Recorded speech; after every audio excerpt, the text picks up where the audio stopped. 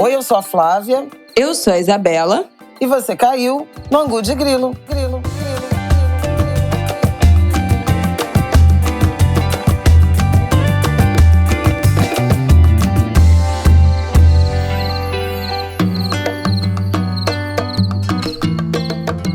Oi, gente!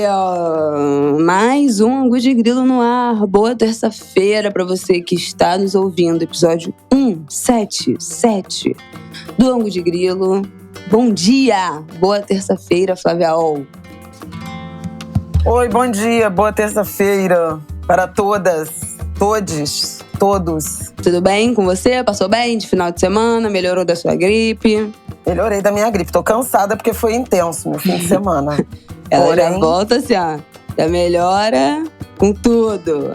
Tirando o atraso de todos os dias que ficou de cama. É verdade, porque eu perdi um fim de semana inteiro de cama. E ainda fiz meus exames. Olha aí, Angulhas, a palavra já saúde. Já fiz todos os meus exames. Só falta um, na verdade. Ela tá comprometida com a promessa que fez com vocês, hein? Atenção. Estou comprometida, sim.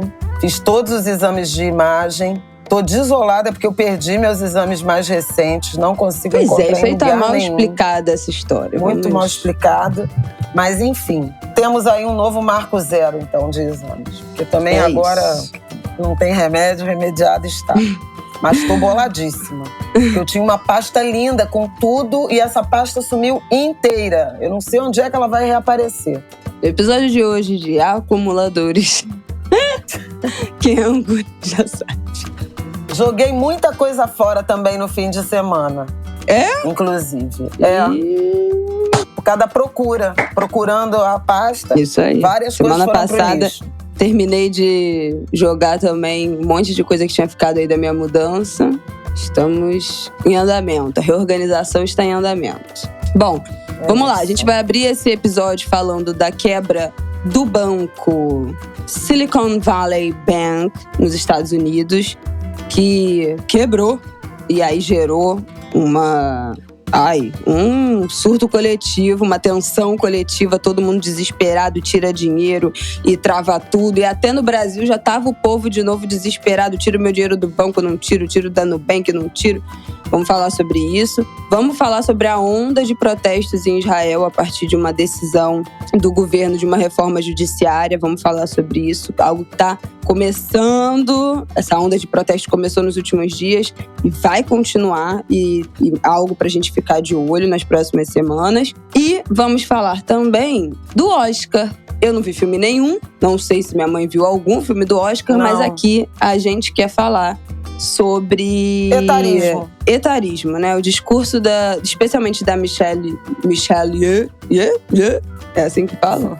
Gente, pronúncia não é meu forte aqui, não, Gila, vocês sabem. Ela ganhou o Oscar de melhor atriz e fez um discurso que casa com esse etarismo. A gente tem visto, na semana passada também teve um caso de 3 adolescentes sendo absolutamente etaristas numa história de lá de um colega de turma de 40 anos. E acho que essas coisas se conectam, então vamos falar disso. Vamos que vamos, Angulers! Bom, vamos começar falando então deste banco que quebrou, Silicon Valley Bank. Ele é um banco que foi criado em 1983 e era um banco que basicamente trabalhava apoiando o setor tecnológico, fornecendo crédito às startups lá do Silicon Valley, Vale do Silício. E na sexta-feira passada, dia 10, autoridades americanas anunciaram que esse banco estaria encerrando as suas atividades. Foi decretada uma falência do banco. É considerada, segundo o The Wall Street Journal, é a segunda maior falência bancária da história dos Estados Unidos e essa instituição é a maior a quebrar desde o colapso do sistema financeiro americano lá em 2008. Lembra daquela grande quebra, a segunda grande quebra da Bolsa Americana. Esse banco, o Silicon Valley Bank, tinha cerca de 210 bilhões em ativos até o final de 2022. Era o 16º maior banco dos Estados Unidos. Impressionante, né? Como um banco tão grande era só o 16º maior banco dos Estados Unidos. Quantos bancos tem nos Estados Unidos? muito. O sistema bancário dos Estados Unidos, ele é gigantesco, por óbvio, o maior PIB do mundo, e muito desconcentrado, digamos assim. É diferente do Brasil, né, que tem 5 bancões e tal. É muito regionalizado. O Brasil tem 5 bancos e esses bancos têm outros bancos, mas são todos do mesmo banco. O sistema financeiro brasileiro é muito concentrado e a gente ainda tem uma parcela grande nas mãos de bancos públicos, né? O Banco do Brasil e a Caixa. Então é totalmente diferente. Nos Estados Unidos é muito descentralizado e muito regionalizado. É difícil você ver assim um grande banco nacional, entendeu? Dos Estados Unidos. São bancos que têm um peso grande em Nova York, numa costa, na Califórnia. Ele é muito distribuído. Agora, o problema é que um choque numa instituição de peso, especialmente no caso dessa em particular, muito ligada ao financiamento das techs, né, dessa fronteira aí do mundo digital, das empresas de tecnologia, ele acaba repercutindo em uma onda de desconfiança em relação a outros bancos. E aí, no fim de semana, teve uma faxina do Banco Central Americano em outras 2 instituições. Então, havia o medo de que... o medo, né, de um colapso. Mas o próprio Biden veio a público dizer que os clientes não serão prejudicados e deu uma acalmada. Estava hoje projetando queda de 5% na Bolsa, mas as coisas estão relativamente calmas em razão, claro, das garantias que o governo está dando. Hoje de manhã também Não sei se você quer falar mais alguma coisa, quer, né? Não, eu quero, porque no fim das contas é liberal. Aí dá a merda. Quem é que segura as pontas? Tem que ir lá o presidente. Aí, no fim das contas, vai o cara lá do banco, fala, calma, ninguém acredita. Aí tem que o presidente falar, calma, gente, vai dar tudo certo, a gente vai segurar essa onda aqui. Aí, nossa, poxa, muito obrigada. A mão invisível aí do Estado segurando as pendengas que o mercado financeiro e os bancos e o liberalismo larga para lá. Queria fazer uma linha do tempo aqui para explicar um pouco o que aconteceu. Que esse banco era conhecido por conceder empréstimo a juros muito baixos, né? Especialmente para essas startups, gente que estava começando o negócio, então pegava dinheiro emprestado para impulsionar o seu negócio. Só que aí, há 1 ano, mais ou menos, o Banco Central Americano começou a subir a taxa de juros para segurar a inflação. Vocês lembram que eu falei aqui, quando eu viajei para os Estados Unidos, que as coisas estavam muito caras? Uhum. Não só pela conversão, mas pela inflação lá que era. A gente já tinha falado disso aqui, né? Que tinha uma crise. Tinha até uma dúvida se o Biden ia conseguir a maioria nas eleições de meio de mandato do Congresso, do Senado e do Congresso dos parlamentares, porque tinha uma inflação histórica nos Estados Unidos, que nem a que a gente estava enfrentando também no Brasil nos anos anteriores, e realmente estava tudo absolutamente inflacionado. E aí, essa linha do tempo diz que, né, como todo banco, o banco pega dinheiro dos clientes para aplicar em outros investimentos. Mas com essa alta dos juros, esses investimentos passaram a render menos e esse banco teve que fazer algumas transações financeiras para manter essas suas obrigações, né, da operação. Mas essas transações trouxeram prejuízo. E aí teve uma crise de confiança e os clientes correram para tirar esse dinheiro o mais rápido possível. Só na quinta-feira, na semana passada, sacaram 42 bilhões de dólares do banco. E aí o banco, obviamente, entrou em vermelho. Na sexta-feira, o governo americano fechou o banco antes que ele falisse. E falou, me dá aqui o que ainda tem desses 209 bilhões que o banco tinha declarado terem ativos, né, no fim do ano passado. O governo, né, já assegurou que os clientes estão seguros, mas tem uma questão que é que os clientes têm assegurado os saques de até 250 mil dólares, mas as movimentações são milionárias, né, para startup. Tem uma pessoa nessa matéria aqui que eu tô lendo que fala que tem uma empresa que precisaria sacar 10 milhões de dólares do banco, porque tem uma empresa, um aplicativo, e para dar conta desses investimentos, para dar conta da empresa, não falir a própria empresa, teria que sacar 10 milhões de dólares e não consegue. Muitas empresas não estão conseguindo já nem pagar os funcionários, não estão sendo atendidas pelos fornecedores, porque o fluxo de caixa fica no banco, então não está conseguindo movimentar esse dinheiro. Filas homéricas para tentar sacar esses dinheiros na sexta-feira, para tentar recuperar essa grana, mas os bancos as unidades já estavam todas fechadas, mas o governo americano disse que calma, vai dar tudo certo. Então é isso que eu tenho para dizer que, no fim das contas, o Estado segura a onda, né? Como a gente falou aqui da história da Americanas. A Americanas dá calote em um monte de banco, e aí depois a União fala, não, peraí, a gente segura, vai dar tudo certo, e quem paga essa porra dessa conta, desse monte de liberal, é a gente, com o nosso imposto. É uma coisa revoltante, mas é assim que funciona o capitalismo. E eu queria entender, Flávia, por que teve um desespero nesse final de semana de que, eu tiro meu dinheiro do Nubank, não tiro meu dinheiro do Nubank, não sei o quê. Todo mundo com medo do banco digital, todo mundo achando que ia perder dinheiro de banco digital aqui no Brasil. É só fake news ou tem alguma razão de ser? É essa tensão que envolve, porque como são instituições relativamente novas, né, e antenadas com o financiamento a empresas de tecnologia, ao setor, aí vira um pânico generalizado. Não tem nenhuma correlação, as garantias são diferentes. Tinha muita tensão em relação a empresas de tecnologia, incubadoras, essas empresas .com brasileiras, porque muitas recebem investidores estrangeiros, né, recursos de investidores estrangeiros para investimentos, e muitas delas tinham dinheiro lá fora nesse Silicon Valley Bank.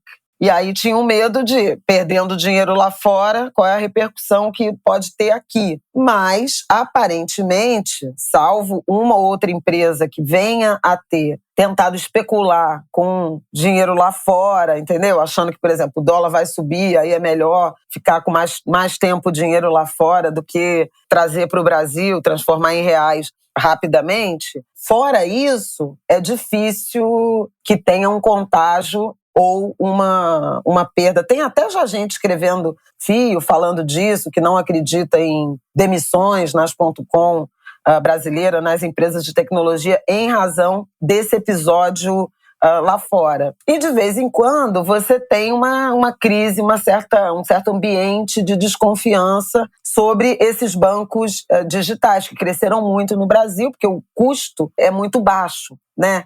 Para o cliente, em termos de tarifa, às vezes nem tem tarifa. A facilidade de abrir conta, de operar, fez com que essas instituições digitais, não físicas, se multiplicassem também aqui no Brasil nos últimos anos, né? E aí tem uma crise lá fora, as pessoas transportam esse risco. Não, o próprio Nubank falou que não tem nenhuma relação com esse banco, pelo menos soltou uma nota oficial falando que não tem nenhuma repercussão, não tem nenhuma relação. O medo pode ser de uma crise sistêmica que, lá nos Estados Unidos, o Biden veio a público tranquilizar os americanos, dizendo que o governo vai fazer o possível para que os investidores aí comuns, né, não tenham prejuízos, tem sistemas, né, de algum mínimo de garantia, fundos garantidores. Eu estou lendo aqui, por exemplo, que o HSBC, Hong Kong and Shanghai Bank, que é um dos maiores bancos do mundo, ele comprou por 1 libra a operação do SVB no Reino Unido. Então vai assumir tudo e aí os clientes passam a ser clientes do... Essa é a tendência, né? Aí vem um bancão e incorpora, fica com a carteira e honra e estopa o movimento. Agora, o que eu queria trazer... um neologismo, um anglicismo com neologismo. A nega tá insuportável. Olha só, Eu queria falar mal de cliente de banco digital, mas se você quiser fazer uma coisa melhor... Não, eu não quero falar mal de cliente de banco nenhum, porque assim, pior é não ter, né, não ter relação, enfim, bancarizada. Imagina, você ser Argentina, né, que tem uma versão a banco, que o sistema não se firma e atrapalha muito. Bancos são instituições necessárias, em que pese todas as sacanagens, gente, que eu odeio banco. Eventualmente, individual ou coletivamente, eles promovam, especialmente no Brasil, que é um país de taxa de juros sempre muito altas, em particular no sistema financeiro, né? Mas é que eu queria fazer uma correlação com isso que está acontecendo nos Estados Unidos, com o que está acontecendo no Brasil nesse momento. E hoje de manhã o Haddad participou de foi praticamente uma sabatina, né? Que o Globo, o jornal Globo e o jornal Valor Econômico promovem de tempos em tempos. Essa foi a primeira deste ano, com meio que o que vem por aí, né? Na economia. E a Miriam Leitão, que foi uma das mediadoras, ela perguntou sobre isso, sobre essa situação, né, do mercado americano a partir do Silicon Valley Bank e de outros dois que também foram neutralizados, digamos assim, no fim de semana, mas menores, de menor porte. E o Haddad falou uma coisa interessante, chamando atenção para a súbita elevação dos juros nos Estados Unidos. E eu queria trazer um pouco esse tema aqui para o Angu, porque isso se relaciona com o debate que está acontecendo no Brasil nesse momento. Inclusive, porque o Lula, em janeiro, em fevereiro, né? Quando eu estava de férias, atacou a política de juros altos e o presidente do Banco Central brasileiro, Roberto Campos Neto, em particular, o que eu acho um erro ter atacado pessoalmente o sujeito, quando ele representa todo um sistema, né, e um modelo de gestão de política monetária. Mas, em que pese a crítica pessoal, que eu não faria, né? Mas não tiro a legitimidade do presidente da República de falar, porque ele pode falar o que ele quiser, né? E ele foi eleito, inclusive, com mandatos em relação a um modelo econômico mais desenvolvimentista e menos liberal. E o Lula foi crucificado por uma visão de analistas, né, incluindo jornalistas, muito dogmática em relação a o que o Banco Central de características liberais faz, está feito e não pode ser questionado, assim como antes não se questionava o teto de gastos, que já era um fracasso, que já estava ruído, que estava cheio de goteira, que depois desabou de vez, né? Aí foi que o barraco desabou, nessa que meu barco se perdeu. E todo mundo que não pode mexer no teto, não sei o quê. E agora se fala naturalmente de um novo arcabouço fiscal, como é que vai ser. Inclusive a ministra Simone Tebet, né? Que antes era, não pode falar, que não sei o quê, que o regime fiscal, que blá, blá, blá, blá. Sabemos de tudo isso. Bom, o que eu quero, voltando aqui já, depois de expressar minha indignação contra vai essa pro visão. Insta, essa parte vai pro Insta. Não, mas eu falo isso publicamente, eu já falei inclusive no Estúdio I, na televisão. Eu falo porque eu acho ridículo. Eu acho ridículo analistas interditarem um debate. Tudo bem que o cara defende que tem que ser teto de gasto, que tem que ter juros de 13%, 14%, 15%, 19%. Beleza. Mas assim, você é proibido de falar que o juro tá alto? O juro tá alto, caramba. Isso é um fato, né? E o teto de gasto não funcionou, entendeu? Mas tem que fazer o teto funcionar. Beleza, legítimo você debater isso. Mas dizer que eu não posso falar que o teto acabou e que tem que ter outro arcabouço, eu acho absurdo. Eu acho que a gente tem que recuperar a nossa... Porque assim, o autoritarismo do bolsonarismo, ele fez muito mal, inclusive ao debate. Porque assim, como não tinha debate no governo passado, e 4 anos é suficiente, né, para ainda, talvez, radicalizar ainda mais uma tendência que já era, que é o domínio do liberalismo no debate econômico. Eu não estou falando que tem que derrubar todas as medidas, que nada faz sentido. Eu estou falando que não é possível que a gente não possa debater, né, ter um contraponto, fazer questionamentos, fazer crítica a um modelo. E aí, por que eu estou trazendo esse comentário aqui no Angu a partir do que aconteceu nos Estados Unidos? Porque hoje o debate nos Estados Unidos o Fed errou em ter elevado os juros demais para conter uma inflação que deixou o sistema financeiro ou algumas instituições, esse é o debate que se desenrola, em situação de fragilidade. Tem que parar de subir os juros. Estão lá conversando isso, gente. Entendeu? Estão lá conversando isso. Por quê? Porque o Banco Central de nenhum lugar é o rei, é o dono da verdade. Estão questionando o Powell. E o Haddad, se resgatar, falou isso hoje com a Miriam nesse debate. Olha, o que aconteceu é que os juros eram negativos, estavam em 0,5%, 25%, não sei o quê, subiu para 3 ou 4%, eu acho que é isso. Vê aí, Isabela, qual é o nível, a taxa básica de juros dos Estados Unidos, quanto é que está agora? Subiu para caramba.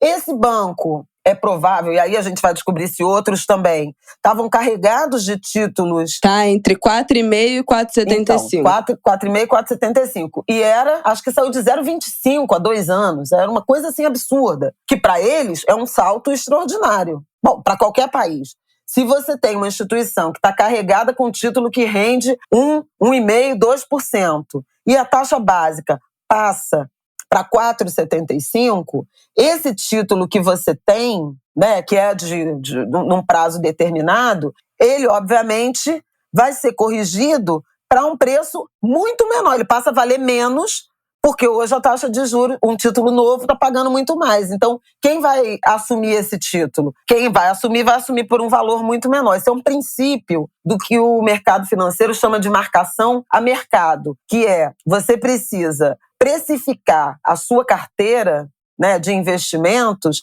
de acordo com o patamar do juro atual. Então, se você tem um título que está rendendo 1%, vamos supor, 99 e vai te dar 100 no fim de um ano, e a taxa de juro passa, em vez de a 1%, passa a 4%, então você ganha 100 aplicando grosseiramente 96, né? Vamos fazer assim uma conta assim bem básica. O título que era 99 para 100, já tô com todos os meus miolos funcionando. Não, porque assim, eu tô fazendo uma conta, não tô fazendo uma conta de capitalização. Já tá falando de pré-fixado. É por isso que pré-fixado é ruim.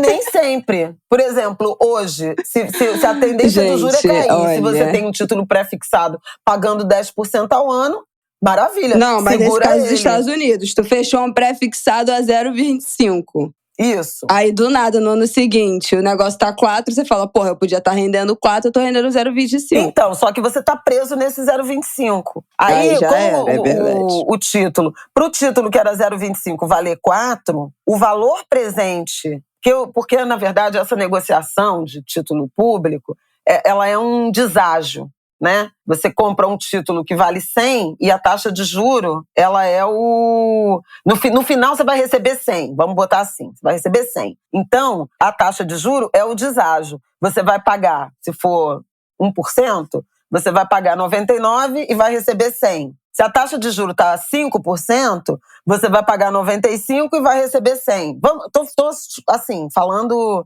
grosseiramente. Então, se você pagou 99 para receber 100 e agora a taxa de juros paga 100 para quem botou 95, o seu título, que você pagou 99, ele vai ser corrigido para o 95 para você ganhar o 100. Então, no valor presente, ele passa a valer 95. É esse o prejuízo que esse banco está tendo, entendeu? Quando você fala marcação a mercado, ele não está valendo o 99 que você pagou, porque como a taxa se alterou, ele passa a valer menos. Ele passa a valer menos para ele ser comparável a outros títulos. Olha, eu tenho um problema, eu não entendo, eu não consigo, eu tenho um bloqueio, ela sabe disso.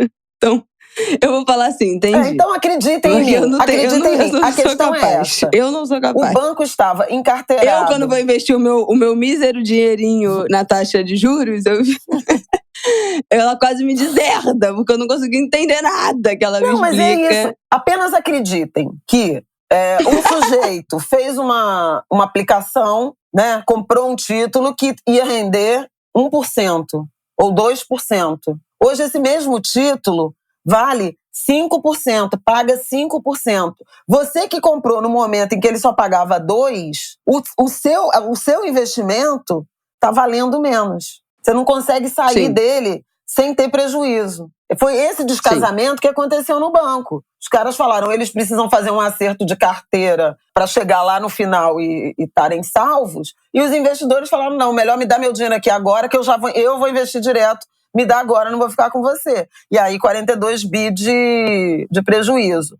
Porque a gente não tá falando do nosso dinheirinho aqui, né? Alguns milhares. A gente tá falando de um banco que era um banco de investimento e de empréstimo a baixo juros para empresa. Então, os clientes não eram 1 milhão de dólares. Eram 10 milhões de dólares. Eram 50 milhões de dólares. Era uma quantidade de dinheiro que essa diferença, pra gente, tu botou R$1.000 lá no tua Selic, faz muito pouca diferença se é 9%, se é 12%, né? Quando são 10 milhões de dólares, faz muita muita diferença. Qualquer porcentagem já é uma margem grotesca de dinheiro. E assim, cada um pensa em si, né? Ninguém vai pensar que, se todo mundo sacar, vai ter uma corrida sistêmica, vou ficar aqui calminho com o meu dinheiro. Não, entendeu? É o efeito manada.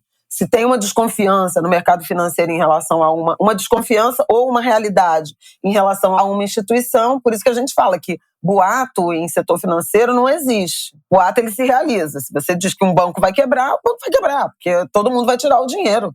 Ninguém vai ficar esperando, vou ver se ele vai quebrar mesmo. É isso que eu vi gente comentando ainda agora no Twitter, que é a profecia autorrealizável. Exatamente, né? Porque o banco não ia quebrar, o banco tava, tipo assim, reorganizando as coisas. Não tinha decretado falência, nada tinha acontecido, na real, né? O banco tava ali falando, não, vamos aqui mexendo mais coisas. No momento em que todo mundo acha que o banco vai decretar falência, acha que o banco vai quebrar e tira o dinheiro, é isso que faz o banco quebrar. Então a falência veio pelo medo da falência, não foi anterior, não foi, vai falir, tirou o dinheiro e aí concretizou a falência. Não, foi tipo, o pânico da falência, o medo da falência, tiraram o dinheiro e aí o banco faliu. Pronto. Então... E aí começam a olhar para outros que estão em situação semelhante. Por isso, no fim de semana teve mais 2 e por isso o Biden teve que vir a público dizer, calma, gente, o governo garante, porque aí se o governo garante, aí beleza, vou ficar quieta aqui com o meu dinheiro, né? Um negócio que eu queria falar Mas eu não terminei, porque eu quero falar que é importante. Ai, meu Deus. Que eu estava explicando por que a alta, acelerada, súbita... Gente, não bota o dinheiro no pré-fixado. Não é verdade. Hoje, com 13,75, é a melhor coisa. Eu não dou recomendação de aplicação financeira, mas é que não é pré-fixado não é ruim de forma absoluta, assim como o pós-fixado não é bom de forma absoluta. Né? Se você tem uma tendência de queda dos juros, pré-fixado é bom. Se a tendência do juro é aumentar, pós-fixado é bom. Na dúvida, você põe um pouquinho em cada cesto, que você perde pouco em um, ganha um pouquinho mais em outro, e no equilíbrio você fica bem. Gente, juro por Deus, essa é a causa do meu colapso. Aqui minha cabeça começa a coçar. Mas isso aqui não é um bloco sobre aplicação financeira. Então vai, que eu quero terminar falando do Nubank, dos clientes do Nubank. Por quê? Eu trouxe esse exemplo do súbito aumento da taxa de juros nos Estados Unidos, para o qual a Haddad chamou atenção na conversa com a Miriam. E do debate amplo que os Estados Unidos iniciaram em relação ao Federal Reserve, errou ou não em ter subido demais a taxa de juros e lançou o sistema em fragilidade, sem necessariamente ter conseguido segurar a inflação, é o debate do Brasil, gente. É isso. Quando o Lula fala assim, não é possível as empresas operarem com uma taxa de juros de 13,75% ao ano, porque é muito alto e nenhum país cresce com esse nível de taxa de juros, é isso que ele está falando quando ele critica o Banco Central. E aí, agora, todo mundo começou a criticar o Banco Central. Sabe por quê? Americanas. Porque lembra que quando a gente falou do caso Americanas, eu falei aqui nesse angu. A questão financiava fornecedores, né? Usava banco para viabilizar as encomendas, o pagamento dos fornecedores, e de repente a taxa de juro saiu de 2% ao ano para 13,75%. Ninguém aguenta, entendeu? Eu não estou dizendo que não teve fraude, e teve, porque eles não declararam, eles declararam de uma forma equivocada ou de má fé, né? Aquelas operações que eram operações bancárias para viabilizar o pagamento de fornecedores, e eles não estavam lançando como empréstimos. Então, teve fraude tributária, enfim, financeira ali. Mas é preciso chamar atenção para isso. Você tem uma dívida que está rodando a 2% ao ano, a 3% ao ano, a 4% ao ano. Em 1 ano e meio, a taxa básica de juros sai de 2% para 13,75%. Não dá. Não dá. Com que efeito na inflação? No caso dos Estados Unidos, a inflação continua alta, né? Acima de 6%, 7% no acumulado 12 meses. Isabela pode ver aí também. Hoje ou amanhã sai o resultado da inflação de fevereiro. No Brasil, houve uma queda da inflação, mas que não está intensamente relacionada ao aumento da taxa básica de juros. Esse é o ponto. 6,4% a inflação de janeiro dos Estados Unidos. Caiu de 8% em meados do ano passado, acho que 8,5%, chegou a 8,5% para 6,4%. Veja, a taxa de juros ainda está negativa. Mas em janeiro subiu 0,5%. Só em janeiro desse ano que é uma 0,5. inflação alta. Uma inflação alta. Para os Estados Unidos, 0,5% de inflação em um mês é uma inflação altíssima. Que foi a mesma do Brasil. O IPCA de janeiro foi 0,53%. O de fevereiro, que o IBGE divulgou na semana passada, 0,84%. Mas a nossa inflação aqui tá caindo. Pois é, mas tá caindo, mas não por causa da política monetária. Esse é o ponto. Esse é o debate que a gente tem que fazer. Tá caindo porque a taxa de juros foi para 13,75%? Tá caindo porque o Bolsonaro fez aquela intervenção no mercado de petróleo, da gasolina e da energia, e caiu muito fortemente em razão disso. A comida continua cara, a escola aumentou pra caramba. Não é uma inflação. A política monetária, ela contém muito, a taxa de juros, contém muita inflação de demanda. Tá todo mundo comprando, a economia tá com capacidade produtiva já no limite, e aí começa a aumentar preço porque a demanda aumentou. Não é isso exatamente que está acontecendo no Brasil, né? Salvo, assim, um ou outro setor, vamos lá, companhia aérea, que a oferta caiu muito, aí agora houve a liberação, desde o ano passado, a liberação das restrições, né, o fim das restrições por conta da pandemia. O setor tinha encolhido e aí ele não dá conta da demanda, aumenta preço e a gente está vendo o preço das passagens aéreas. Mas, salvo isso, não tem a ver com taxa de juros. Alimento tem a ver com uma conjuntura internacional que passa, inclusive, pela guerra, pelo preço dos fertilizantes. Pois é, a picanha que caiu. Tá todo mundo fazendo L que a picanha caiu de preço. Pelas coisas do clima, né? Eventualmente tem um movimento de desaquecimento da economia global e aí reduz o consumo de carne na China, por exemplo, e aí os exportadores brasileiros passam a vender no mercado interno. Aí a carne cai, né? Ou porque nos anos anteriores houve problemas com safra e a produção diminuiu, aí o preço aumentou. Quando o preço aumenta, mais gente planta mais, ou engorda mais o gado, ou abate mais o gado, aumenta a oferta desse produto, dessa produção agrícola ou da pecuária, porque estão pagando mais. Aí, como aumenta a produção, já cai o preço de novo. São esses movimentos de economia. E não necessariamente porque o Banco Central subiu os juros para 13,75, que está caindo o preço, entendeu? Então, assim, é um debate que precisa ser feito. E na reunião do G20, na preparatória, né, do G20, que o Haddad até foi, eu acho que foi na Índia, agora tem 2 semanas, 3 semanas, uma das reuniões que o presidente do Banco Central do Brasil também compareceu, foi sobre isso, sobre será que o mundo vai ter que se conformar com um patamar mais alto de inflação em razão de todo esse desarranjo das cadeias produtivas por conta da guerra, por conta da pandemia, por conta de tensões geopolíticas, parar de usar a taxa de juros para derrubar uma inflação que não será derrubada pela taxa de juros, porque tem outros fatores que estão alimentando esse ambiente inflacionário. Então, assim, um debate tão rico. E aqui no Brasil, se você falar que o juro está alto, que o Banco Central errou, o mundo cai na sua cabeça. Querem quase tirar o presidente da República. Não podia falar isso, porque cada vez que ele critica o juro, mais o juro sobe. Bullshit! Semana passada, o juro futuro no Brasil caiu quase todos os dias, já projetando que o Banco Central vai começar a reduzir a taxa de juros. Por quê? Bom, tudo bem, vamos dizer que é porque o governo está entrando nos eixos, o dólar caiu, o Haddad apresentou lá um ajuste fiscal que foi a reoneração da gasolina, aquele imposto de exportação, e isso ajuda a sanear, né, a reduzir o déficit das contas públicas. Agora ele vai apresentar o arcabouço fiscal, ele e Simone Tebet já se alinharam, vão apresentar para o Lula, para o Alckmin, bababá, vai ter o substituto do teto para o Congresso votar, etc, etc.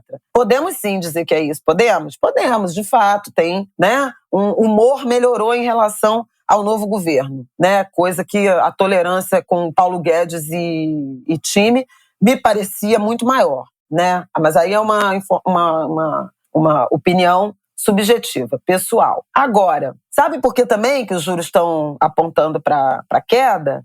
Porque teve uma baita mexida, enxugamento do crédito para empresas em razão da crise Americanas. Porque aí começa a haver uma desconfiança generalizada. Será que é só ela? Então você começa a cobrar mais caro ou não emprestar ou reduzir sua exposição, por exemplo, a grandes empresas de varejo. E, você imaginar que as grandes varejistas que são movidas a crédito estão com dificuldade de se financiar, é um mega problema. E aí começa o próprio mercado a dizer, acho que o Banco Central exagerou. Realmente, esse 13,75 foi demais, as empresas não estão conseguindo operar. Exatamente o mesmo debate que está acontecendo nos Estados Unidos agora. O Fed subiu demais os juros, os bancos não estão segurando a onda, tá? Pelo amor de Deus, chega de falar disso. Ai, meu mental já tá alterado. A última coisa que eu queria falar, que eu falei, eu quero falar mal de cliente de banco digital, não é pessoal. Mas é porque agora, tudo que acontece, vem um desespero absoluto, esse comportamento manada de, meu Deus, eu tiro meu dinheiro imediatamente. O que eu faço? Eu fecho a minha conta, especialmente do Nubank. E aí, o meu único ponto é, se você não confia nesse banco, se tudo que acontecer cria um desespero de tirar o seu dinheiro imediatamente onde você achar que vai perder todo o seu dinheiro no Nubank, vá para outro banco. Existem outras opções de banco digital, inclusive bancos digitais de grandes bancos tradicionais. O Bradesco tem um banco digital, né? Se a questão é abrir a conta com mais facilidade, menos taxa e tal, o Bradesco tem banco digital, o Itaú tem banco digital, tem outros bancos tradicionais, enfim, mais confiáveis, mais sólidos, né? Que, tipo assim, esses bancos não vão quebrar, gente. Não é possível. Você vá para outros bancos que te deem alguma segurança. Ou então, divida o seu dinheiro. Vai ter todo o seu dinheiro num banco digital que você não confia, isso não tem cabimento. Para você viver em sobressalto, isso não tem cabimento. Então, assim, se você, tudo que acontece, você surta achando que vai perder todo o seu dinheiro que está no Nubank, abre um outro banco digital, que seja um banco digital de uma instituição financeira tradicional, já, né, sei lá, inquebrável, não que isso exista, mas assim, que tenha outras, que te dê outra segurança. Divide esse dinheiro, faz sua grande reserva num banco tradicional, uma conta que você não movimente, que seja só uma conta de investimento sei lá, na Ágora, que é do Bradesco, sabe? Essas coisas assim, que te deem alguma segurança para não viver em sobressalto, achando que a qualquer momento o banco em que você tem todas as suas reservas vai magicamente quebrar e que você vai ter que magicamente tirar todo o seu dinheiro. Eu acho terrível viver assim. Eu não tô falando que é mais ou menos seguro estar no banco, no banco, não sei o que. Eu tô falando do que é o emocional de alguém que vive o tempo todo achando que qualquer coisa que aconteça no sistema financeiro de qualquer lugar do mundo, você vai perder todo o seu dinheiro. Eu acho que isso não é vida. Então, repense a forma como você está dividindo, a forma como você está aplicando, guardando, onde você está guardando o seu dinheiro para uma conjuntura para que essa organização te dê mais segurança. Bom, vamos para o nosso próximo assunto, pelo amor de Deus. Mas eu acho que isso aí que você está falando, quer dizer, primeiro é o novo. Essa nova fronteira aí da digitalização dos serviços bancários e tal, isso gera alguma insegurança. E essas instituições talvez precisem dar mais segurança, ser mais transparente, né, com os seus clientes. Então, ter um lugar onde ir, né? Sabe aquele meme? Sabe aquele meme do... procura aí uma agência, esse banco nem existe, vai aí numa agência dele. Eu sou esse meme, eu não consigo. Não, pra mim não dá. Eu gosto de ter gerente, eu gosto de ter o telefone da minha gerente, eu gosto de ter o WhatsApp da minha gerente, eu gosto de ligar, deu uma merda outro dia no meu cartão venceu, não tava passando a minha compra, eu liguei, sei lá, 00:05, 11h40 da noite, no saque, no serviço de atendimento do Bradesco 24 horas e falei com um ser humano 00:00, o ser humano resolveu o problema em 5 segundos. Então, assim, desbloqueou meu cartão 00:30 de uma terça-feira e eu falei com uma pessoa. Eu gosto disso. Isso é o que me dá segurança. Pra mim, não dá pra falar com um robô. Não dá pra falar com um robô, não dá pra ter dúvida e não poder mandar um zap pra minha gerente. Não dá, entendeu? Isso pra mim não dá. Então, assim, se você é uma pessoa que é conservadora nos costumes tecnológicos financeiros, como eu sou, não dá pra ter um banco que não te dá essa segurança. Agora, os bancos precisam ter um atendimento melhor, precisam ter um relacionamento melhor com o cliente. Não dá para todas as situações você receber um e-mail automático falando, espera aí 3 dias úteis para eu resolver o problema na tua conta que todo o seu dinheiro sumiu, todo o seu dinheiro levou golpe, toda a sua conta foi invadida, o seu cartão foi clonado. Dá, entendeu? A gente aqui, eu e Flávia Ol, todo ano um cartão nosso é clonado. A gente nunca teve nenhum problema de ter estorno, de ter o dinheiro de volta, de cancelar imediatamente. Inclusive, às vezes eu vou fazer compra, eu tenho que ligar, falar, Bradesco, por favor, deixe meu cartão liberado, não trava o meu cartão, essa compra sou eu mesma, não é golpe, porque trava. Tem medidas de segurança irritantes, mas que bom que existem, que travam. Então, assim, se você tem essa noia e essa insegurança e esse conservadorismo na inteligência artificial, não fique num banco que não te dá essa segurança. Vá para um banco que te deixe tranquilo. E tem que pressionar esses bancos a ter um serviço de atendimento ao cliente melhor. Fato. Não dá pra falar só com um robô. Ou então acalma, gente. Sossega a passarinha. Mas é difícil, porque dinheiro mexe com a gente, né? Pô, todo o seu dinheiro da vida tá num banco. Qualquer coisa, você acha que vai perder todo o seu dinheiro da vida? É complicado. Que boa parte já não é muito, né? A gente já não tem tanta coisa assim pra perder. Ainda vai com medo de perder tudo. É difícil. Mas aí tem. Mas é isso, gente. Vamos falar de Israel, pelo amor de Deus. A consciência, o sono tranquilo, mas assim, também tem custo, né?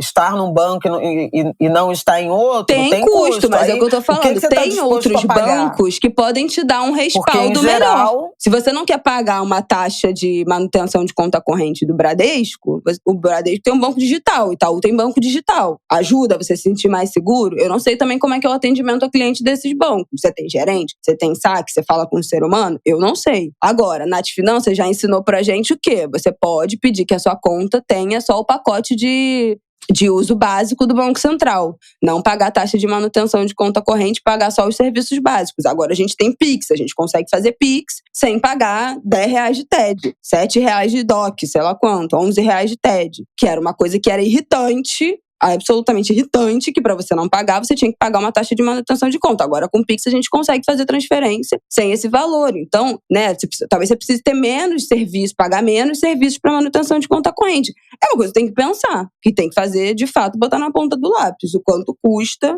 essa perturbação. Bom, chega desse assunto, pelo amor de Deus, eu quero mudar de assunto. Já tem um episódio inteiro falando disso, não tem assunto que eu odeie mais do que falar de e de dinheiro, de investimento, de taxa de juros, eu não entendo nada disso. Chega, basta, vamos que vamos. Chega, tchau.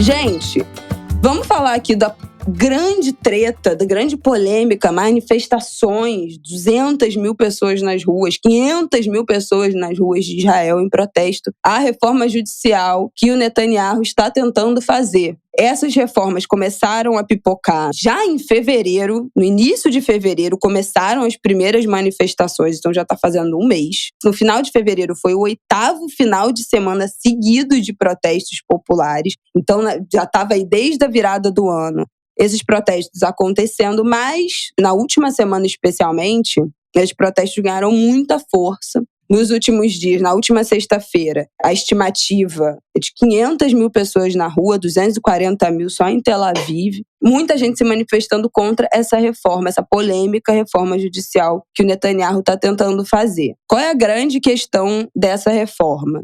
Essa reforma tiraria poder, enfraqueceria o sistema judiciário. Tem várias medidas a que essa reforma se propõe, dessas mudanças de qual patamar estaria aí a Suprema Corte, os juízes, o parlamento, mas eu acho que as coisas principais que a gente pode listar aqui, tem 4 pontos que eu acho que são principais. Na verdade, não sei se são exatamente 4, mas eu vou listar aqui os pontos principais dessa controvérsia, dessa reforma judicial. O primeiro é que projetos de leis, que a Suprema Corte estaria impedida de revisar projetos de leis, legislações que fossem aprovadas pelo Congresso. Israel não tem uma Constituição, né, federal escrita, mas tem as leis básicas, as chamadas leis básicas, para definir os papéis dessas instituições, dessas relações do Estado, do que o Estado tem que prover para a população e tal. Mas como não há uma distinção, não existe, de fato, algo escrito que defina o que são essas leis básicas e as outras leis comuns, o parlamento poderia alterar essas leis básicas com a mesma facilidade que aprovam outras leis. Então, não precisaria passar pela Suprema Corte. Isso não teria mais qualquer revisão judicial, nenhuma aprovação da Suprema Corte. O parlamento mesmo poderia modificar o que são essas leis básicas, que formariam a Constituição de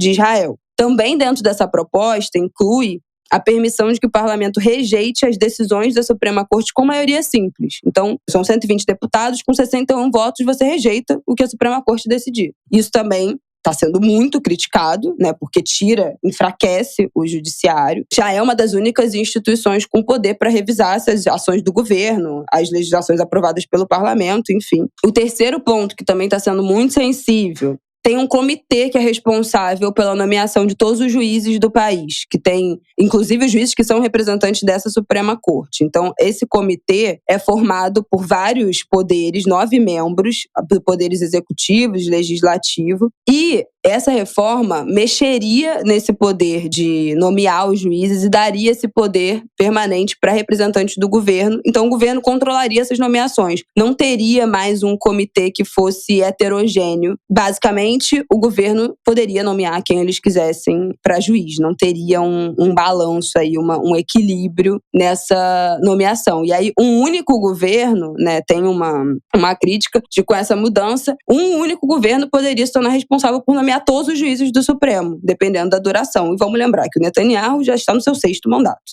Então, assim, o Netanyahu, em 2019, ele se tornou o chefe de Estado mais longevo da história de Israel. Somando todos os seus mandatos, já está há mais de 15 anos no poder. E o quarto ponto, que também é relevante, que também está sendo criticado, é sobre a nomeação dos assessores jurídicos que integram esses ministérios.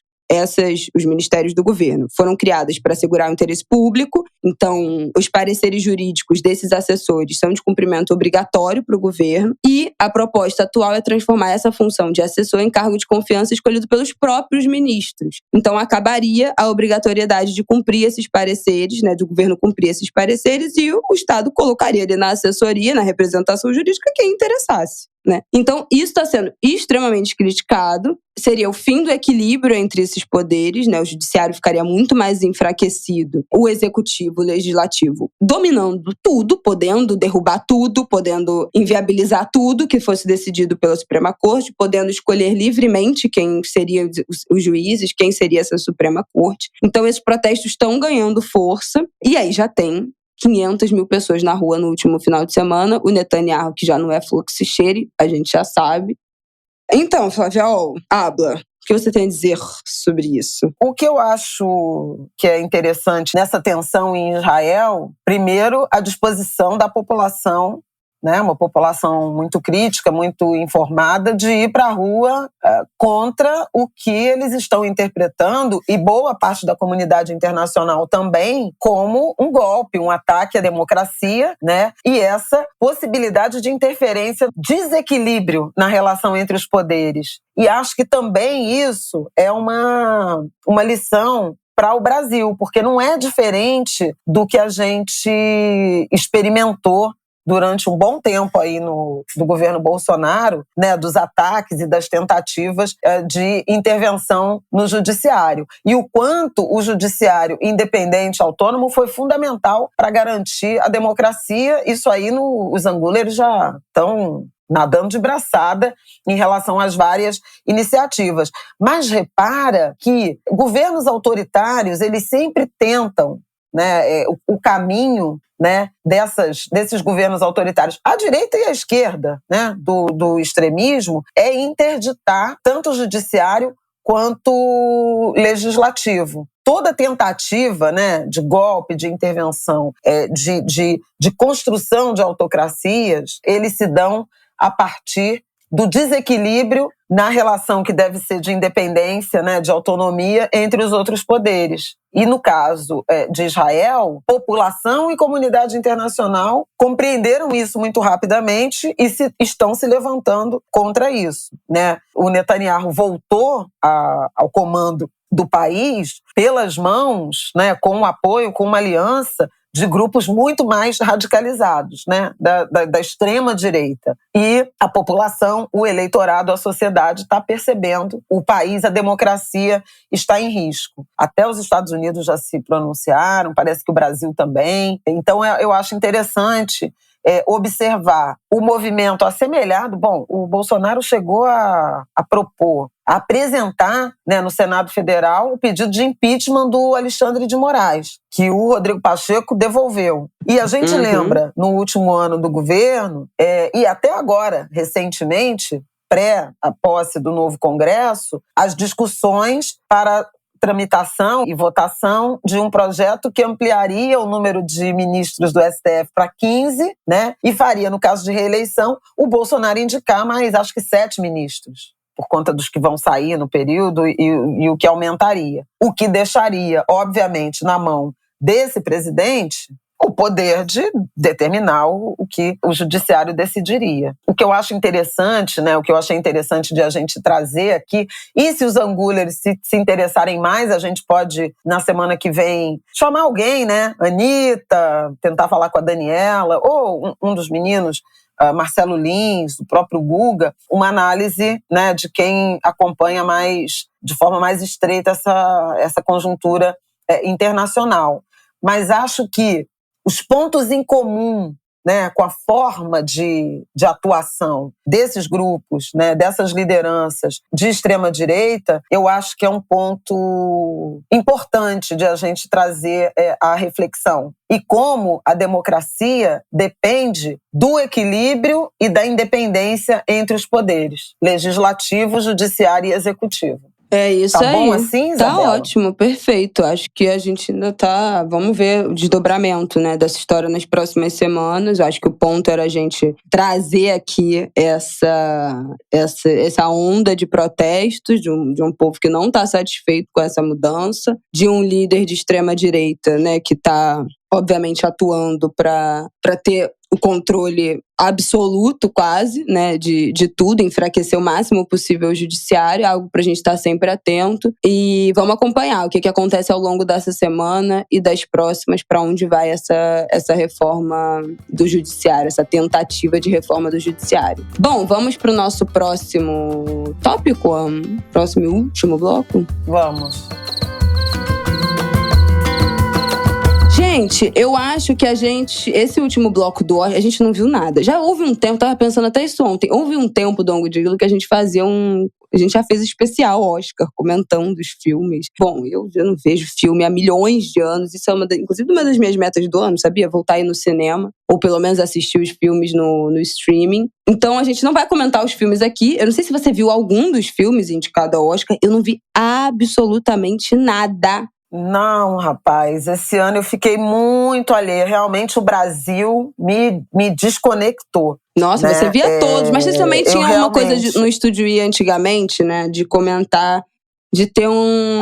nem fala, cara. Porque ontem eu tive exatamente essa melancolia. Porque o Estúdio I, a gente tinha um bolão, a gente tinha dias e dias, né, de comentários, porque a Maria fazia a apresentação na Globo, né, a ancoragem da transmissão do Oscar pela TV Globo, e o Chechel, né, gente? É verdade. E o Chechel, assim, eu tô de coração partido. Ontem de noite vendo eu vi o final da cerimônia, eu tava tão cansada que eu dormi no início, nem vi o tapete vermelho. E não gostei muito dos modelitos, não. Enfim, do que eu vi, achei que foi um ano menos glamouroso, inspirado. Também. Dos estilistas, das estrelas. Enfim, mas essa é outra conversa.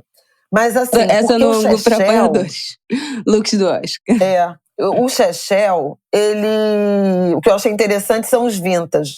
A gente comenta, dos apoiadores, pois é. E eu tenho também uma novidade aqui para os apoiadores.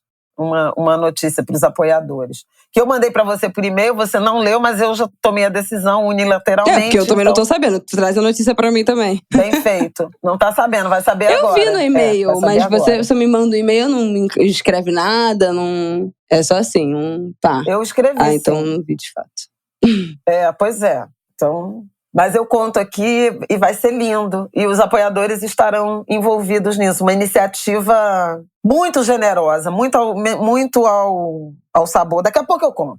Vamos falar do Oscar.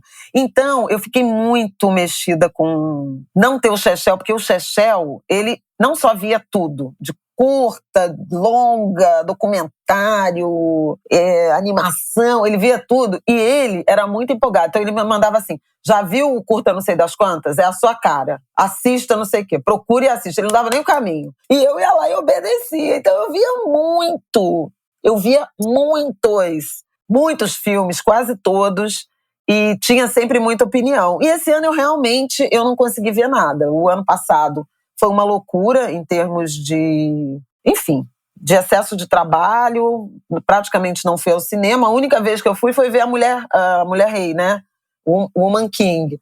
Mas que não foi cotado, não teve nem perto, né? Então, eu realmente fiquei muito fora. E aí, mas ontem, fui ver um pedacinho da festa e me chamou a atenção isso aí que a Isabela vai comentar, que eu acho que foi o grande lead. E tarde da noite eu comecei a ver o filme Vencedor, né? Tudo ao mesmo tempo, em todo lugar. Tudo em todo lugar ao mesmo tempo. Tudo em todo lugar ao mesmo tempo. Eu ia falar tudo ao mesmo tempo agora, mas não é isso. Não. Tudo em todo o lado. Todo lado? Em todo lado, anywhere. Tudo né? em todo lado. Não. Porra, não é possível. Tudo em todo lugar ao mesmo tempo. Tudo em todo lugar ao mesmo tempo. É lugar, gente, não é lado. Tudo em todo lugar ao mesmo tempo. Eu também acho. Deve ser português de Portugal, que às vezes aparece no Google. Tudo em todo lugar ao mesmo tempo.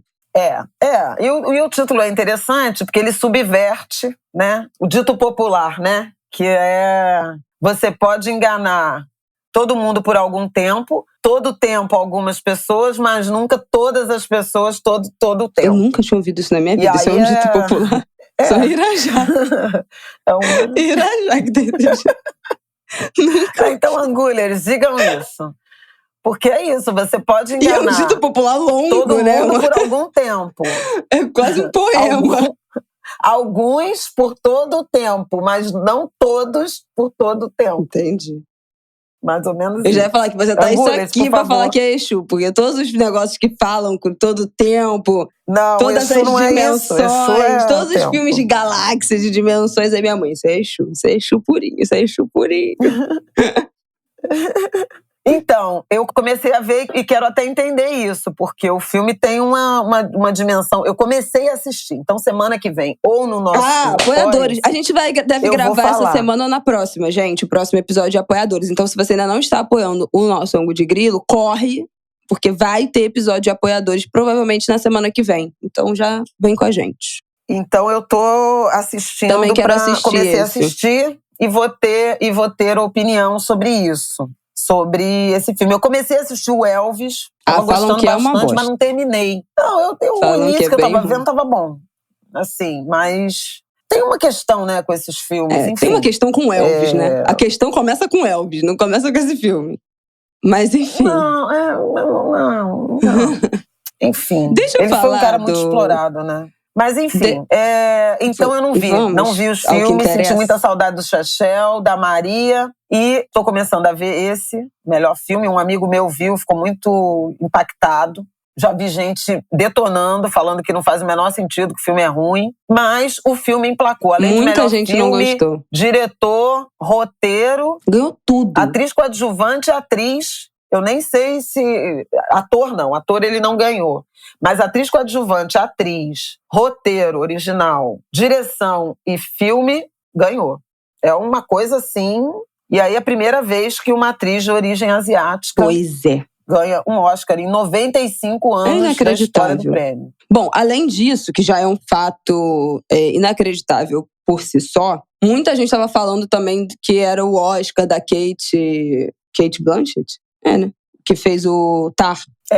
Mas, enfim, mas também tem uma questão que eu acho que eu tô do lado da galera que acha que a Michelle... Que ela já é ganhadora, eu acho que ela ganhou 2 já, a Kate Blanchett. Ela ganhou 2, e aí tem gente falando, não, mas esse era dela, seria o terceiro. E eu acho que foi correto. Eu não vi nenhum filme, tá, gente? Eu tô falando, assim, de uma análise das minorias. Eu acho que é correto, foi que bom que a Michelle ganhou. Porque era um absurdo uma mulher de origem asiática não ter ganho até hoje. Ela, no agradecimento, fala da família dela na Malásia e em Hong Kong, que é onde ela começou a carreira dela como atriz. Então, ela cita esses dois países.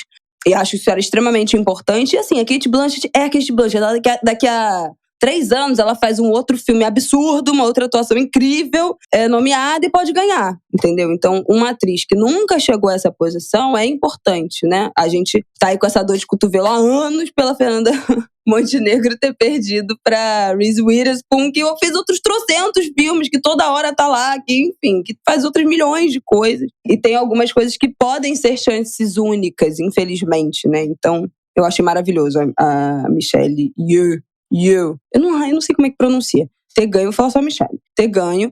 E no discurso dela, ela fala uma coisa que é o que a gente queria tratar aqui, que é: nunca deixem que digam pra você que você já tá velha demais pro seu auge, ou que você já passou do seu auge. E aí foi lindo isso, porque ela é uma mulher de 60 anos, chegando pela primeira vez nesse reconhecimento máximo, né, para uma atriz, que é ganhar um Oscar de melhor atriz aos 60 anos. Outra pessoa que eu não tenho como não destacar é a Ruth Carter, que é a primeira mulher negra a ganhar 2 Oscars na história. Ela ganhou de melhor figurino de novo por Pantera Negra. Ela já tinha ganhado em 2019 o Oscar de melhor figurino pelo Pantera Negra, o primeiro. Agora ganhou pelo Wakanda Forever de novo. Ela é uma mulher de 62 anos, uma mulher negra, incrível. Ela já tinha sido, nos anos 90, indicado também ao Oscar de melhor figurino por Amistad. Eu não lembro, eu não sei como é que pronuncia o nome desse filme. Amistad. Não ganhou, foi só indicada. Ganhou com Pantera Negra em 2019 e agora de novo. E ela dedicou o prêmio, agradeceu e dedicou o prêmio à mãe dela, que tinha acabado de morrer essa semana, aos 101 anos. Então, né, uma mulher negra, mãe da Ruth, quer dizer, não sei se a mãe dela era uma mulher negra, mas era uma mulher que viveu 101 anos e que acabou de morrer, e a filha ganhou o seu segundo Oscar aos 62 anos. Então, essa semana a gente debateu, né, aqui no Brasil, pelo menos nas redes sociais, essa história do etarismo, de novo, com aquele vídeo horroroso de um monte de adolescente branca. Ai, olha, uma gente sem noção. Nem sei se é adolescente, né, mas eu acho que já jovens adultas, já devem ter 17, pelo menos 18 anos, por estarem na faculdade, falando que, meu Deus, uma colega de turma nossa de 40 anos já é mais idade de fazer faculdade. Uma coisa horrorosa, um pensamento podre, absolutamente etarista, preconceituoso, retrógrado, dissociado da realidade, né, assim, patético, é ridículo, é assim, uma lista de adjetivos que vai desde uma alienação completa até um preconceito ridículo, né? E a gente vê, né, dias depois, 2 mulheres já, pela lei brasileira, consideradas idosas, né? A partir de 60 anos, aqui no Brasil já é idoso, e vivendo o seu auge profissional. E a gente fala disso no Angu, a gente falou disso no Angu, tem o quê? Pouquíssimo tempo que a gente falou de novo, né, dessa história de pensando até, a gente falou até sobre o viés da maternidade, né, da sensação de que a maternidade, que muita gente tem de que a maternidade acaba com a vida. Que contexto que a gente falou isso mesmo, hein? Da Rihanna. Quando a gente falou da Rihanna. Essa sensação de que a maternidade acaba com a sua vida profissional, a sua vida produtiva. O que não é verdade, né? Ontem a Rihanna estava lá cantando no Oscar a música pela qual ela foi indicada ao Oscar na categoria de melhor canção. Então, assim, uma mulher que acabou de ter filho, está grávida de novo, estava lá performando no Oscar, grávida, indicada a um Oscar, infelizmente não ganhou, mas parece que a música que ganhou realmente merecia muito. Então já contradiz essa parte. E essas outras 2 mulheres, tantas outras, né, gente, mulheres atrizes que foram consagradas, mas vivendo, especialmente na Michelle, não é o primeiro grande reconhecimento, mas o seu auge profissional aos 60 anos. Obviamente nunca é tarde, a gente tem muito medo de envelhecer, né? Especialmente no Brasil, quando a gente está falando de envelhecimento, não é um envelhecimento com qualidade para todas as pessoas. A gente já falou isso aqui muitas vezes. Não existem políticas públicas suficientes para um envelhecimento com dignidade, com vivacidade, com produtividade, não no sentido de trabalho extenuante, mas de você ser um ser produtivo, vivendo, descobrindo a cidade. As nossas políticas de acessibilidade aos idosos ainda são muito incipientes, assim. Então, a gente não é um país ainda em que se envelhece, em todas as pessoas têm direito a envelhecer com qualidade de vida, mas esse é um tema urgente, cada vez mais urgente, num país em que a expectativa de vida, no caso do Brasil, só aumenta. Na pandemia até reduziu, mas foi, enfim, um ponto fora da curva. Mas a gente está se tornando cada vez mais um país de idosos e não temos política pública para isso. Mas pensar o envelhecer sem a carga negativa, né, sem o peso negativo que isso tem, pensar o envelhecer como um momento de conquista, de viver os seus melhores momentos da sua vida profissional, da sua vida, da sua estabilidade, da sua vida familiar, de ver os seus filhos, de ver seus amigos, de viver com seus amigos, de viajar, sei lá, sabe? Quais são, de ter alguma estabilidade financeira. Pensar o envelhecer de um viés positivo é algo que a gente precisa muito passar a olhar como juventude, falo aqui como alguém de 27 anos, mas esse olhar precisa ser calibrado com política pública. A gente só acha que envelhecer é a pior coisa do mundo porque a gente vê muitos idosos, muitas pessoas envelhecendo sem qualidade de vida. Então, essas coisas precisam estar atreladas. Não é magicamente que a gente vai achar envelhecer maravilhoso. A gente vai começar a achar envelhecer maravilhoso quando a gente vê pessoas idosas que vivem muito bem, que vivem com qualidade, que vivem com dignidade. Mas foi incrível, acho, e a gente comentou aqui, né, eu nem sei se a gente chegou a comentar quando a gente falou da Rihanna, mas eu acho que a gente teve a ideia de comentar, e talvez a gente tenha esquecido, mas a Viola Davis, né, que tem 57 anos e se tornou EGOT. A gente comentou, né? Sim. Então, aos 57 anos, ela, que já é, gente, uma das maiores, né? Se tornou EGOT, ganhou todos, ganhou Grammy, Emmy, Tony e Oscar, agora aos 57 anos. O que muita gente da minha geração, gente, a minha geração acha que assim, você chegou aos 40, tem gente que até os 35, não, mas é 35 mais. Agora 40 mais, morreu, chegou aos 40 anos, morreu, acabou a sua vida. E, gente, pelo amor de Deus. Então, extremamente importante a Michelle ter ressaltado isso da idade no discurso, acho que abre um amplo debate. E fiquei muito feliz de uma mulher de origem asiática ter ganho, isso, uma mulher amarela, né, ter ganho, isso é muito importante também. E ela começa o discurso falando isso, né? Para todas as pessoas que estão me vendo, que se parecem comigo, as meninas, né? Saibam que nada é impossível, os seus sonhos podem se realizar e tal. De fato, inspirando muita gente. Eu vi, assim, algumas referências, assim, no Twitter de jovens, enfim, de origem asiática falando da importância dessa representatividade. E a gente, como mulher preta, sabe disso, né? O que significou quando a Halle Berry ganhou o primeiro Oscar, tudo que significou, Sidney Poitier, Denzel, enfim, Octavia Spencer. A própria Viola, né? Aquele discurso, né, dela do Emmy, que ela fala, eu vejo uma linha, aquele discurso histórico, muito, né? Que tem alguns anos só. Muito forte, muito forte. Então, assim, cada vez a gente poder naturalizar isso. E a Jamie Lee Curtis, que ganhou o Oscar de melhor atriz coadjuvante, também pelo filme, tudo. Gente, eu que preciso ver isso, eu vou ver isso Everything, hoje. Everywhere. Ela também ganhou, né? As duas, né? E ela tem 64 anos, é o primeiro Oscar dela, enfim. Tem um desapontamento pessoal, porque a Angela Bassett, do Wakanda Forever, não ganhou a segunda indicação dela e ela não ganhou. Ela era até favorita, mas me parece que, até onde eu vi o filme, a Jamie Lee Curtis está muito bem e ela é uma veterana, talentosa, tem uma história, tem uma carreira pavimentada.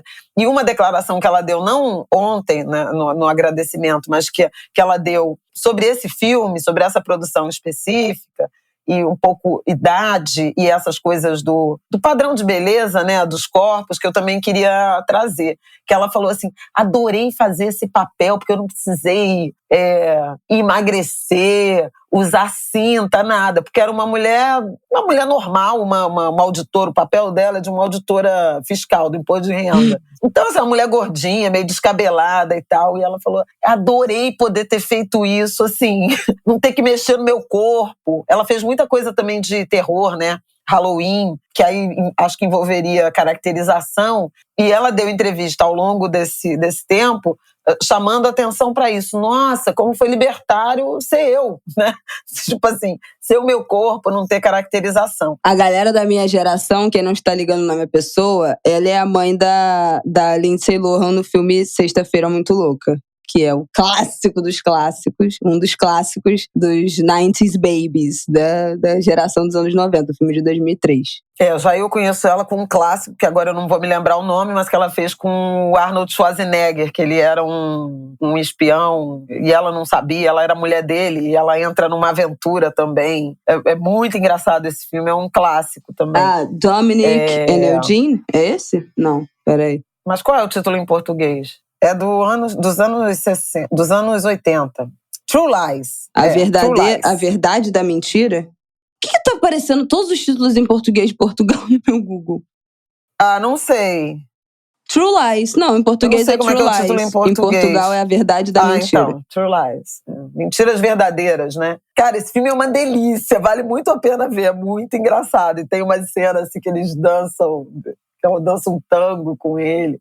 Cara, é muito engraçado, é muito, muito divertido. Se quiserem ver um filme antigo assim, vale a pena procurar. Mas isso mostra, assim, né, o tanto de tempo que essa mulher tá na estrada e se propondo, né? Botando o corpo dela para jogo, literalmente. E eu achei interessante, assim, também esse par, né? O par de atrizes. Não apenas do mesmo filme, mas duas mulheres maduras, né? Idosas, né?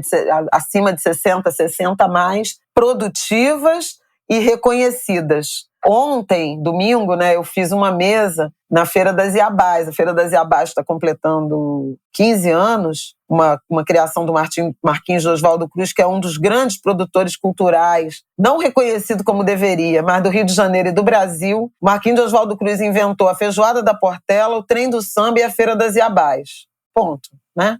Nada mais a declarar. É um cara que tem além de ser compositor, além de cantar, fazer show e tal, o cara tem o dom, né, de enxergar espaços para criar eventos de valorização do samba, da cultura negra, da gastronomia, das mulheres, né, do protagonismo feminino. Feira das Iabás, 15 anos em maio, e ontem eles inauguraram a temporada de 2023 a partir do mês da mulher e vão ter mesas, rodas de conversa antes dos shows. Eu achei que ninguém ia, que, 2h, Praça Paulo da Portela, um monte de barraca de comida, né, do tipo de carne seca com abóbora, feijoada, carne assada, bobó, cozido.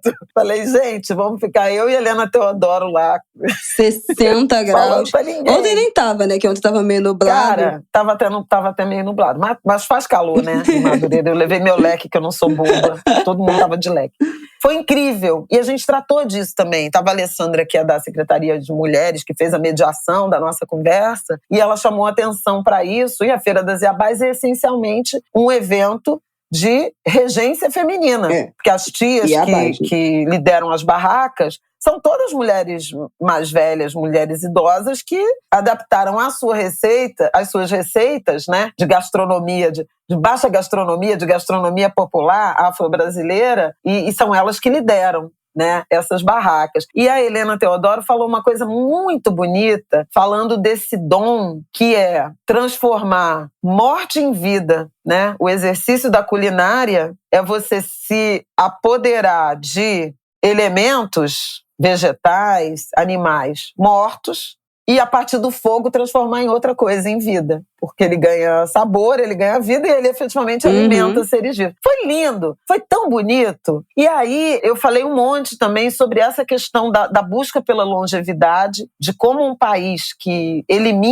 banaliza a vida e elimina seus jovens, ele é cruel com a ideia de longevidade, né? E como a gente tem que reinventar isso, e principalmente a partir da longevidade feminina. E ainda tem a tal da reforma da Previdência, que diz que você tem que trabalhar pelo menos até 62 anos, no caso das mulheres, 65 dos homens, e é etarista, e é preconceituoso, e é intolerante com a experiência dos mais velhos, acadêmica ou não. Então foi uma fala muito nessa direção. Acabei vendo muita gente da plateia chorando, chorei também. Normal. Helena chorou, a Alê chorou. Ela trouxe a partir da experiência da Secretaria de Política para Mulheres, trouxe também a crítica a essa fala de quem criticou, de quem debochou, desqualificou mulheres indo para a faculdade aos 40 anos.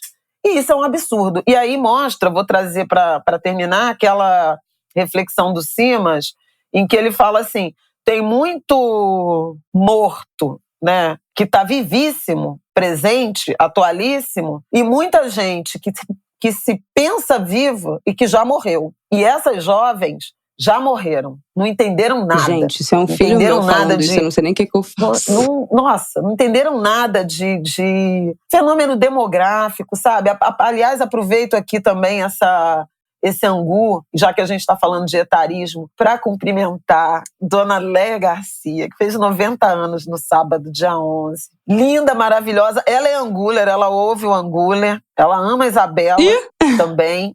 E gente, eu tô muito chique. Eu não consegui dar um abraço pessoalmente à Dona Léia, mas mandei uma mensagem para ela ontem e ela me respondeu tão amorosamente. A voz mais linda, eu acho que a voz mais linda das artes cênicas brasileiras. E, gente, olha a bênção que é você ter... Dona Léia estava no palco ano passado inteiro, com peça. Ela e seu Emiliano Queiroz. Olha seu Ari Fontoura. TikToker, praticamente, né? Total. Maravilhoso, gravando vídeo. Então, assim, que loucura é essa de a gente interditar? Gente, imagina, a aprendizagem, Caetano, a vida, a evolução das pessoas a partir dos 40. Gil! Fazendo turnê na Europa. 30 shows, Caetano, sei lá, na Europa. Né? Dona Fernanda Montenegro vai fazer uma leitura agora pela ABL de textos de um texto da Simone de Beauvoir, Cerimônia do Adeus. Então, pelo amor de Deus, gente. Gente, tá só começando, hein? Respira fundo. Envelheçam. Ainda temos muito enredo pra fazer. Ai, meu Deus, ainda tem muito angu de grilo. Angu de grilo especial 50 anos no ar. A Flávia Alves quer ver até os 100. Então, ainda tem muito angu de grilo pra lá gravar. Mas eu não vou trabalhar, não. Mas a gente do angu de grilo, nosso apoia-se vai assinar a sua carteira, né? Então, vamos lá. Minha querida Helena Teodoro também faz 80 anos esse ano. Olha que maravilha. Peraí, que eu quero encerrar esse episódio dando essa notícia. Eu quero dar a notícia do Apoia-se. O que o Apoia-se agora vai estar também apoiando. E aí a gente vai terminar falando dos 5 anos de Marielle e da ação da Então dá anistia. A notícia do Apoia-se. É o seguinte, rápido. Eu nem sei o que é, a novidade gente. Do Apoia-se... Pois é, minha amiga Vânia Santana, que é uma ativista fabulosa, né, do movimento negro, ligada à Coalizão Negra por Direitos, ela é uma cria de Madureira, cresceu uma família que viveu num quintal com várias casas. Ela e a irmã Márcia herdaram essa casa. E elas, em diálogo sobre o que fazer, tem a casa, a Márcia mora numa casa e tem mais duas casas que elas alugavam.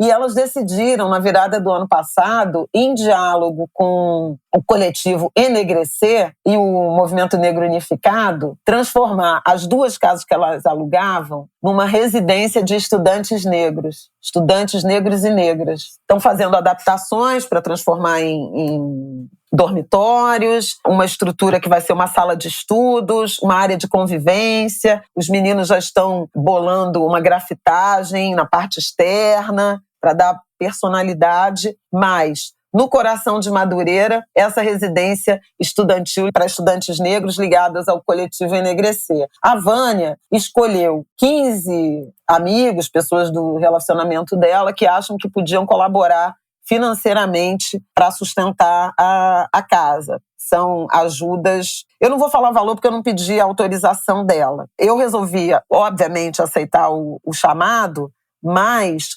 fazer essa doação a partir do apoio, a verba, enfim, o caixa é único, né, obviamente. Mas, simbolicamente, a doação será retirada do Apoia-se do angu. Então é uma doação em nome do angu, de grilo. E eu falei para ela, não vai ser Flávia Oliveira, mas eu gostaria que essa experiência de doação, de cessão do seu patrimônio imobiliário herdado, né, da sua ancestralidade, dos seus pais, dos seus avós, também fossem. A nossa contribuição se desse a partir do angu, que também é um empreendimento familiar ancorado na ancestralidade por conta da minha mãe, que deu o nome da letra dela. E acho que os angulers vão ficar felizes também, com os angulers do Apoia-se, saber que indiretamente estão apoiando, ajudando a financiar a residência estudantil negra em Madureira. da família Santana. Gente, que notícia maravilhosa. Eu tô aqui com o arquivo aberto. Essa contribuição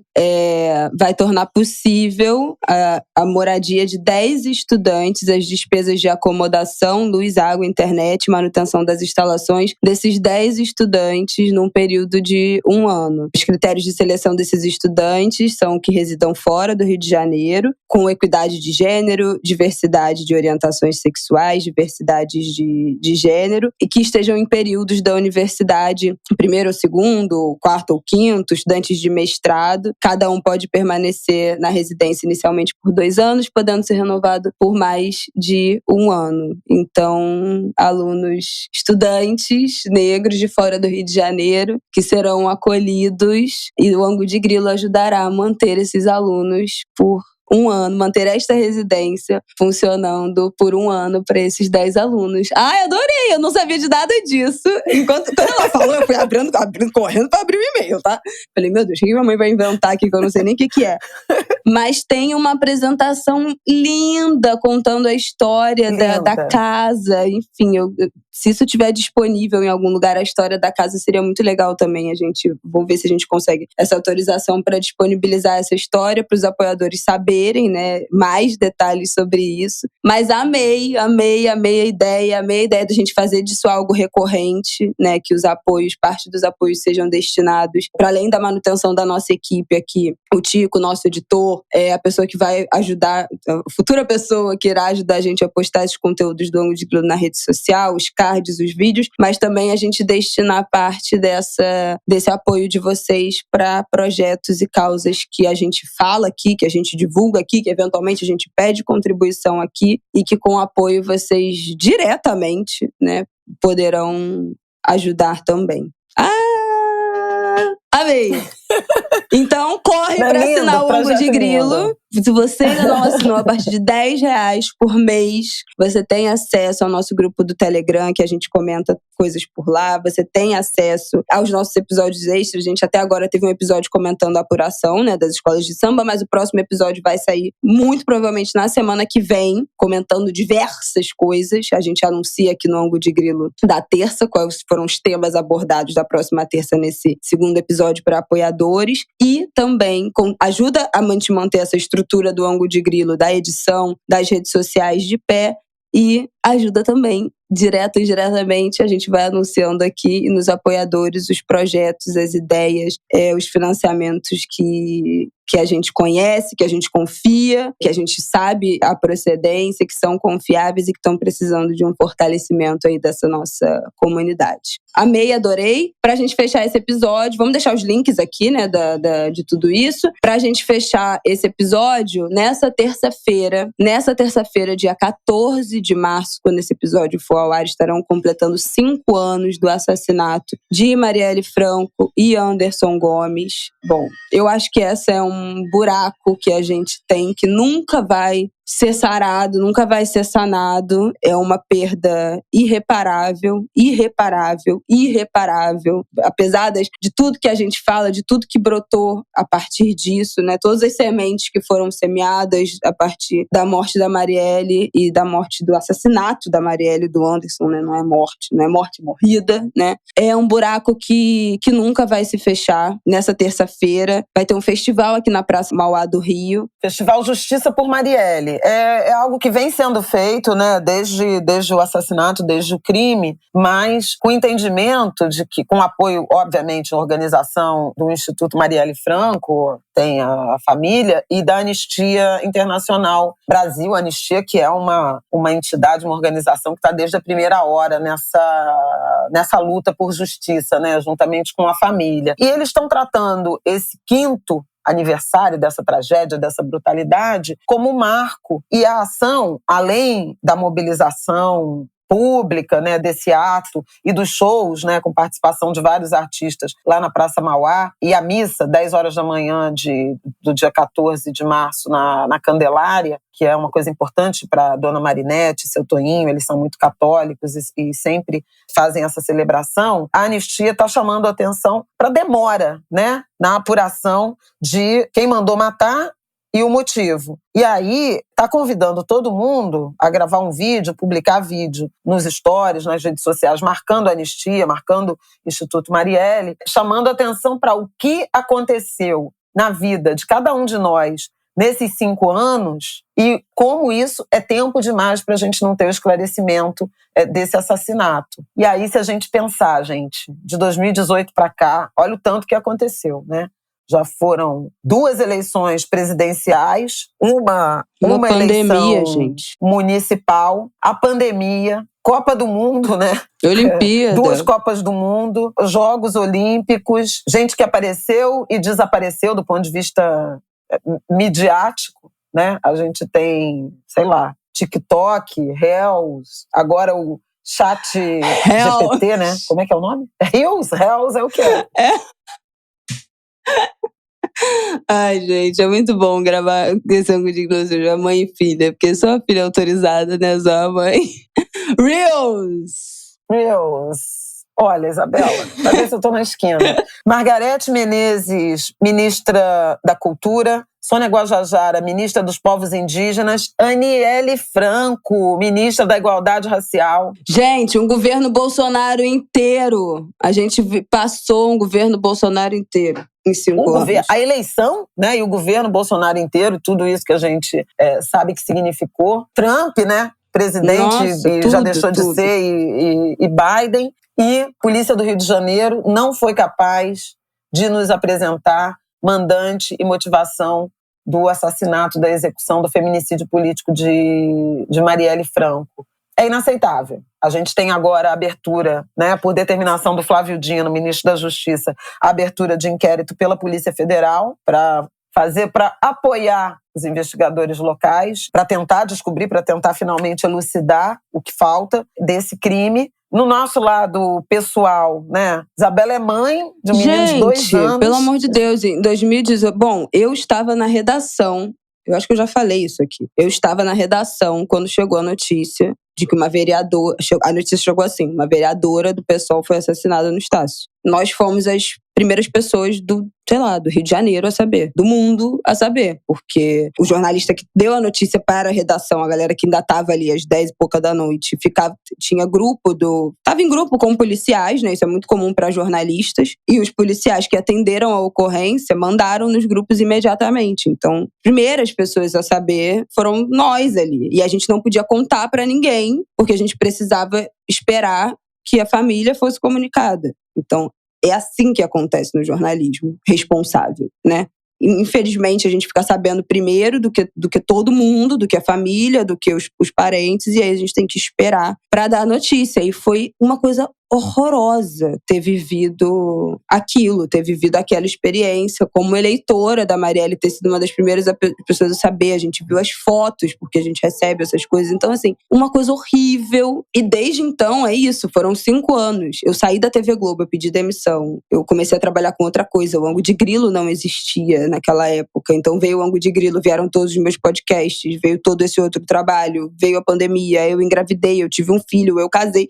Esses 5 anos já foi muita coisa aconteceu para todo mundo. Na minha vida aconteceu muita coisa, né? Uma transição de carreira absurda, uma maternidade, um casamento, uma mudança de casa. E ainda assim eu lembro daquele dia, daquela noite, e parece que foi ontem. E eu acho que é uma coisa que ninguém nunca mais vai esquecer. Aonde estava, o que estava fazendo, como comunicou essa notícia para outras pessoas. Né? Porque foi isso, eu sabia e eu tinha que ficar esperando para poder contar para minha mãe, que eu sabia que tinha uma relação próxima com a Marielle, e eu não podia contar, e foram os piores, 15 minutos, 20 minutos. Foi um dia foi uma noite horrorosa, foi um dia seguinte horroroso. Eu não fui trabalhar no dia seguinte, na verdade eu fui trabalhar cedo e pedi para ir embora cedo para ir na manifestação. Meu chefe, Juarez Passos, imediatamente deixou, porque ele sabia como aquilo era importante para mim. Então, uma gestão também muito sensível. E foi tudo horrível, gente. Assim, é inacreditável que a gente esteja aqui 5 anos depois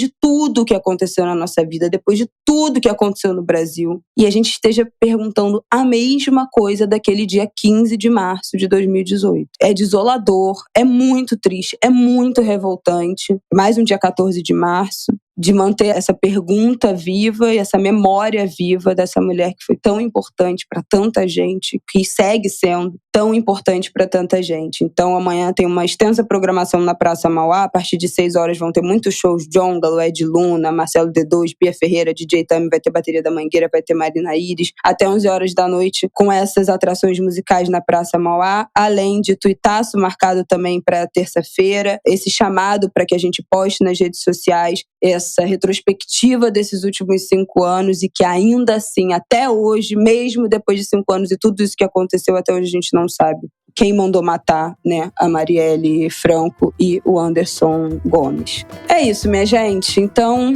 boa semana pra vocês. Terça que vem estamos de volta.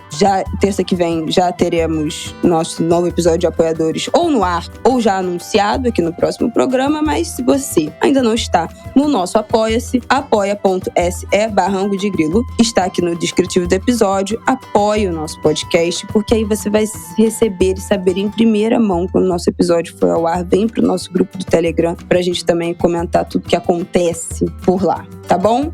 Um beijo, minha gente. Bom final de semana. Até semana que vem. Até, pessoal. Angulhas, ótima semana para vocês. E é isso. Seguimos em vigília, né, pelo esclarecimento desse crime bárbaro que feriu e fere a nossa democracia. Quem mandou matar e por quê? Marielle Franco e Anderson Gomes. Até semana que vem.